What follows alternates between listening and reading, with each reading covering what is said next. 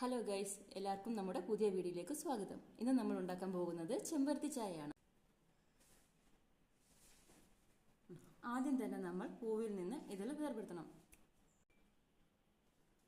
എന്നിട്ട് ഈ വേർപെടുത്തിയ ഇതളുകൾ നല്ലപോലെ കഴുകിയെടുക്കണം.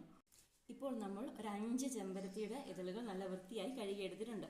ഇനി നമുക്ക് ഗ്യാസിൽ 2 ഗ്ലാസ് വെള്ളം വെച്ച് തീ കത്തിക്കാം.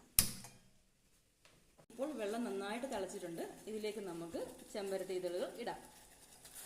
5 മിനിറ്റ് നമുക്കിത് അടച്ചു വെക്കാം. ഇനി നമുക്ക് ഇതിലോട്ട് ചേർക്കേണ്ടത് ഒരു ചെറിയ കഷ്ണം ഇഞ്ചിയും ഒരു നാരങ്ങയുമാണ്. ആദ്യം നമുക്ക് ഈ ഇഞ്ചി ചതച്ചിട്ട് വരാം. ഇപ്പോൾ നമ്മൾ ഇഞ്ചി നന്നായിട്ട് ചതച്ച് വെച്ചിട്ടുണ്ട്.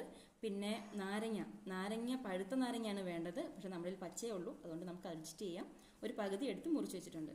ഇപ്പം വെള്ളം നന്നായിട്ട് തിളച്ചിട്ടുണ്ട്. ഇപ്പം നമുക്ക് ഗ്യാസ് നിർത്താം.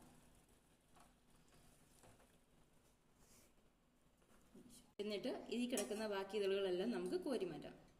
ഇതളുകളെല്ലാം കളഞ്ഞ സ്ഥിതിക്ക് ഇതിനകത്തോട്ട് നമുക്ക് ഇഞ്ചി ഇടാം. ഓക്കെ, നമുക്ക് ഇനി ഇത് ഗ്ലാസ്സിലോട്ട് ഒഴിക്കാം.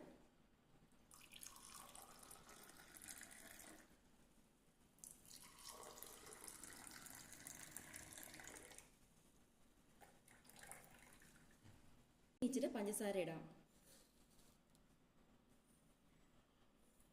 ഇനി നമ്മൾ മുറിച്ച് വെച്ചേക്കുന്ന നാരങ്ങ ഇതിലോട്ട് സ്ക്വീസ് ചെയ്യാം.